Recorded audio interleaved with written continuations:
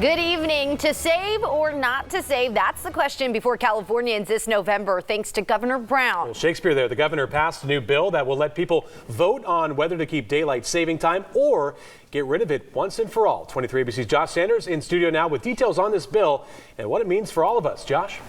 Yeah, Tim and Jess, whether you're for or against daylight saving time, everyone seems to have an opinion.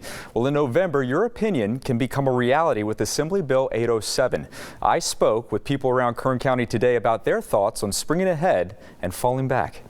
Whether you're falling back or leaping forward, everyone seems to have an opinion on daylight saving time. I personally would benefit from it.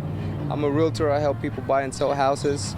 So the longer day, the more sunlight that I get, the more the people have a chance to look at houses and not be in the dark. Kern County is weighing in on Assembly Bill 807. The bill, signed Thursday by Governor Brown, is the first step in whether or not California will keep what many consider an outdated practice. We had it for a reason before.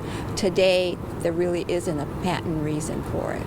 Bill 807 would overturn the 1949 Daylight Saving Time Act, establishing standard Pacific time in California. DST is the practice of adjusting your clocks by 1 hour twice a year. As of now, most of the nation recognizes the time change, with the exception of Arizona, Hawaii, and several overseas territories. Well, there have been a number of attempts to eliminate daylight saving time in California.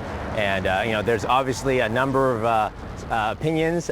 People have a side, whether they're pro or anti-daylight saving times.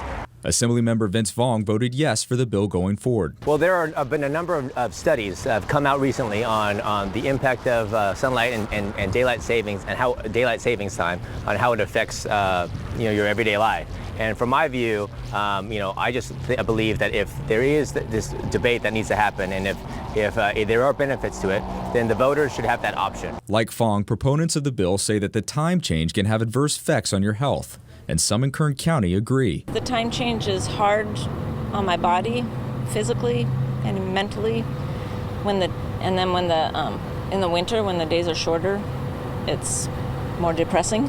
Depending on how Kern County and Californians vote in November, Fong says it may be time for our clocks to be in sync all year round. I think people just want to stay on one time, and I think that what the legislation would do is it would allow the legislature to have the option to decide if the voters wanted to get rid of it. Now, of course, everyone's going to have the opportunity to vote on that legislation November 6th. Daylight saving time Yes. actually ends the Sunday before November 5th. I do want to explain to viewers what this actually means. Now, according to our chief meteorologist, Elena, she says today, for example, the sunrise was at 5:45. It sets at 8:15, so we have a longer day, working day. So basically, Kern County and other Californians have the opportunity to vote to say, hey, we want that to be all year round.